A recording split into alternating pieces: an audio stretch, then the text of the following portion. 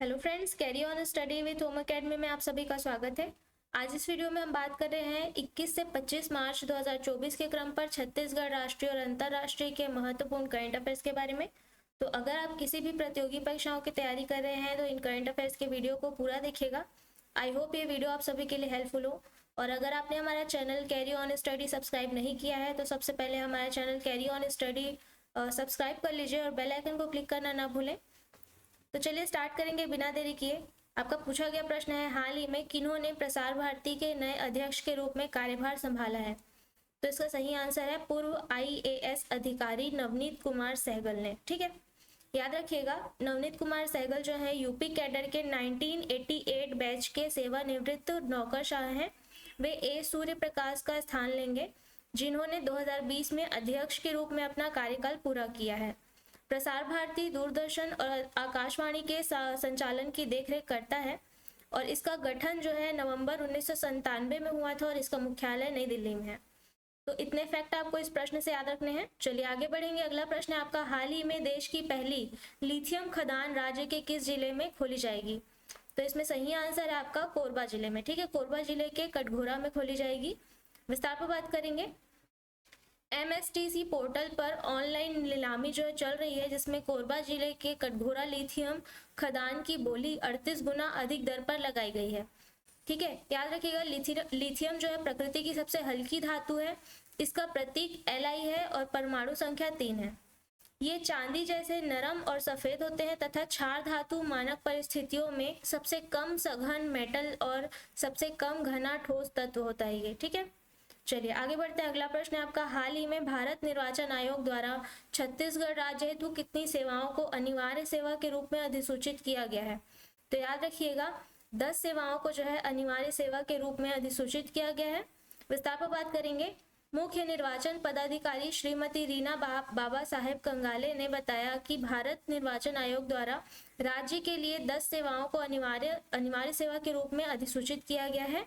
इन सेवाओं में स्वास्थ्य विभाग, विद्युत विभाग, रेल परिवहन विभाग, डाक एवं टेलीग्राम, बीएसएनएल और all India radio, Doordarshan, Chhattisgarh राज्य सहकारी दुग्ध संघ मर्यादित, मीडिया कर्मी जिन्हें आयोग की अनुमति से प्राधिकार पत्र जारी किए जाएंगे, और भारतीय खाद्य निगम जैसे जो ये सभी विभाग शामिल हैं। ठीक है, तो ये सभी विभागों में जो है सेवाएं अनिवार्य सेवा के रूप में अधिसूचित किया जाएगा।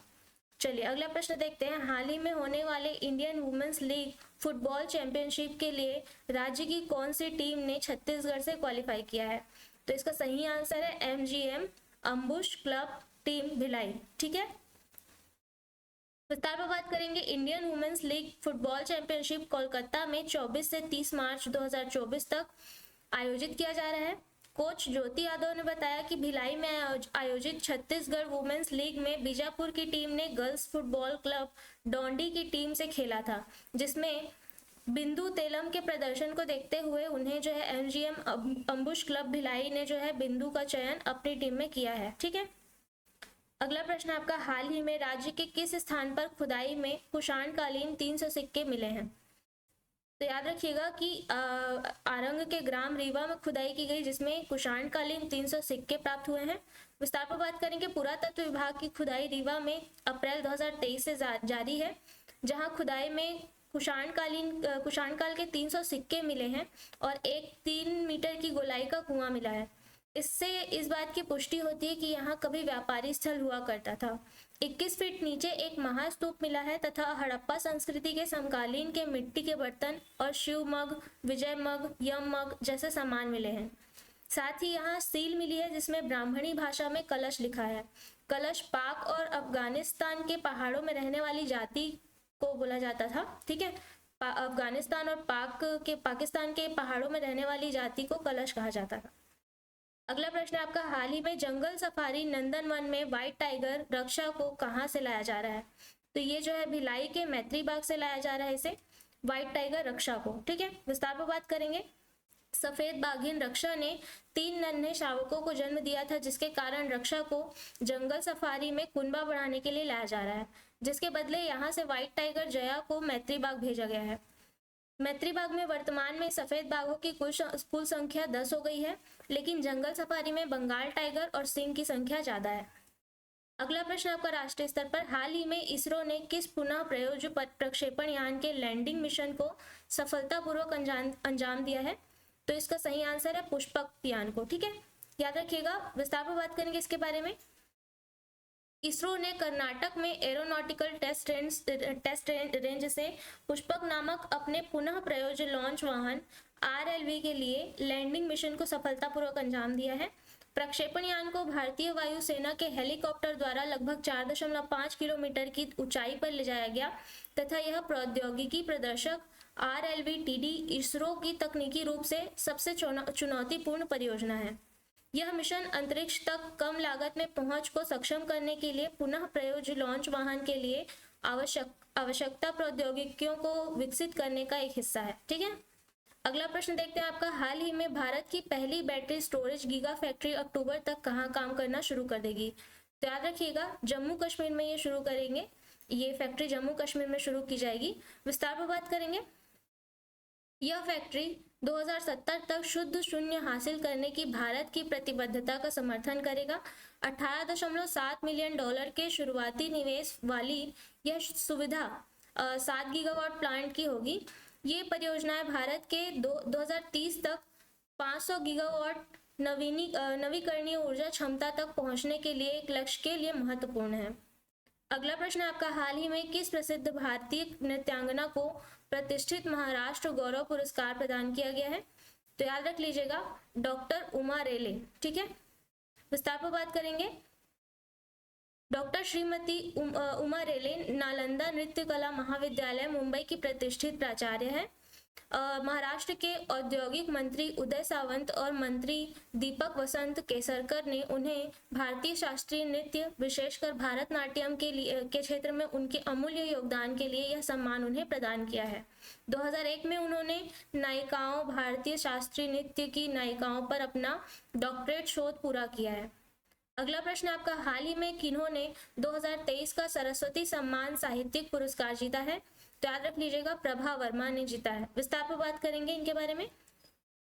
श्री प्रभा वर्मा वर्तमान में मुख्यमंत्री पिनरई विजयन के मीडिया सचिव हैं। श्री वर्मा लगभग 12 वर्षों के अंतराल के बाद यह पुरस्कार केरल वापस लाए हैं। उन्हें इस पुरस्कार के लिए उनकी कृति रौद्र सात्विकम के लिए चुना गया था। इसकी शुरुआत 1991 में हुई थी। यह के बिरला फाउंडेशन द्वारा प्रायोजित है। अगला प्रश्न आपका, हाल ही में किस कंपनी ने मिनी रत्न कंपनी का दर्जा हासिल किया है? तो याद रख लीजिएगा, ग्रिड इंडिया कंपनी ने जो है मिनी रत्न कंपनी का दर्जा हासिल कर लिया है।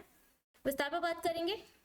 Grid controller of India limited यानी कि ग्रिड इंडिया ने मिनी रत्न श्रेणी 1 केंद्रीय सार्वजनिक क्षेत्र उद्यम यानी कि CPSE का दर्जा प्राप्त करके जो है ये स्थान हासिल किया है। विद्युत मंत्रालय ने यह मान्यता प्रदान की है कि जो देश के विद्युत परिदृश्य में ग्रिड इंडिया की महत्वपूर्ण भूमिका को रेखांकित करता है। यह किफायती और कुशल थोक बिजली बाजारों की सुविधा प्रदान करता है और निपटान प्रणालियों का प्रबंधन करता है।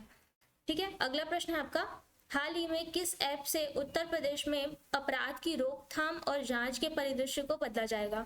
तो ऐप का नाम है त्रिनेत्र ऐप 2.0। विस्तार पर बात करेंगे इसके बारे में।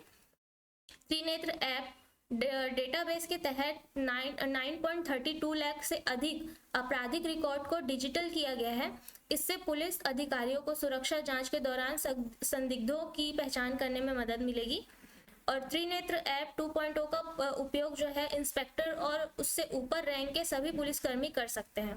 त्रिनेत्र ऐप 2.0 आवाज के नमूनों के आधार पर अपराधियों की पहचान करने में भी सुविधा प्रदान करेगा। अगला प्रश्न है आपका, हाल ही में हैती से डोमिनिकन गणराज्य तक भारतीय नागरिकों को निकालने के लिए कौन सा ऑपरेशन शुरू किया गया है? तो याद रखिएगा, इसका ऑपरेशन का नाम ऑपरेशन इंद्रावती। ठीक है, विस्तार पर बात करेंगे। भारत द्वारा लॉन्च किए गए ऑपरेशन इंद्रावती से 21 मार्च को 12 भारतीयों को निकाला गया है हैती से। ठीक है, हैती में हिंसक गिरोह युद्ध देखने को मिल रहे हैं। 29 फरवरी को हैती में गिरोहों ने हैती की राजधानी पोर्ट ऑ प्रिंस पर हमले शुरू कर दिए। हैती ने 3 मार्च को आपातकाल की घोषणा की। हैती के कार्यवाहक प्रधानमंत्री एरियल हेनरी वर्तमान में प्यूर्टो रिको में निर्वासित हैं। हैती कैरेबियन सागर में हिस्पनियोला द्वीप पर एक देश है, इसकी राजधानी पोर्ट ऑ प्रिंस है। ठीक है, चलिए अगला प्रश्न देखेंगे आपका, हाल ही में विश्व कविता दिवस कब मनाया गया है? तो याद रख लीजिएगा 21 मार्च को विश्व कविता दिवस मनाया गया है। ठीक है, विस्तार पर बात करेंगे। इसका मुख्य उद्देश्य जो है युवा कवियों को प्रोत्साहित करना और विश्व के विकास और ज्ञानवर्धन में कविता की भूमिका की सराहना करना है। विश्व कविता दिवस 2024 का विषय है standing on the shoulder of joints और यूनेस्को ने 1999 में पेरिस में अपने 30वें आम सम्मेलन में 21 मार्च को विश्व कविता दिवस के रूप में घोषित किया था और कविता पठनीय एवं समझने योग्य मानवीय भाषा का सबसे प्राचीन रूप है, याद रखिएगा। अगला प्रश्न देखते हैं, प्रत्येक वर्ष विश्व जल दिवस कब मनाया जाता है? तो याद रख लीजिएगा 22 मार्च को हर साल विश्व जल दिवस मनाया जाता है। विस्तार में बात करेंगे वर्ल्ड वाटर डे के बारे में। विश्व जल दिवस 1993 से प्रतिवर्ष 22 मार्च को मनाया जाता है। विश्व जल दिवस का उद्देश्य जल और स्वच्छता के संकट के बारे में जागरूकता बढ़ाना है और इसके समाधान की दिशा में कार्यवाही को प्रोत्साहित करना है। शांति के लिए जल इस वर्ष का इसका थीम है और 22 जनवरी 1992 को संयुक्त महासभा ने शुरू में उस प्रस्ताव को अपनाया जिसने विश्व जल दिवस की स्थापना की थी। ठीक है, चलिए अगला प्रश्न आपका है, हाल ही में विश्व खुशहाली रिपोर्ट 2024 के अनुसार लगातार 7वें साल दुनिया का सबसे खुशहाल देश कौन सा बन गया है? तो याद रख लीजिएगा फिनलैंड। ठीक है, ये लगातार 7वें साल जो है दुनिया का सबसे खुशहाल देश रहा है। विस्तार पर बात करेंगे, फिनलैंड के बाद डेनमार्क, आइसलैंड और स्वीडन का स्थान है। रैंकिंग में शीर्ष 5 में इजराइल को भी जगह मिली, यानी कि 5वें स्थान पर इजराइल है।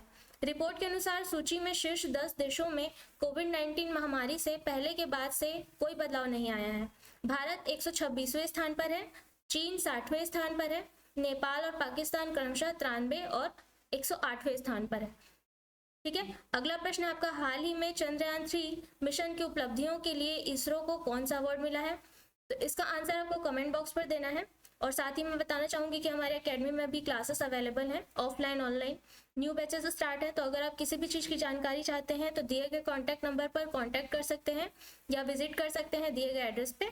तो आज के वीडियो में इतना ही। अगर आपको वीडियो अच्छी लगी हो तो वीडियो को लाइक और शेयर जरूर कर दीजिएगा और चैनल को सब्सक्राइब करना ना भूलें और बेल आइकन को क्लिक करना ना भूलें।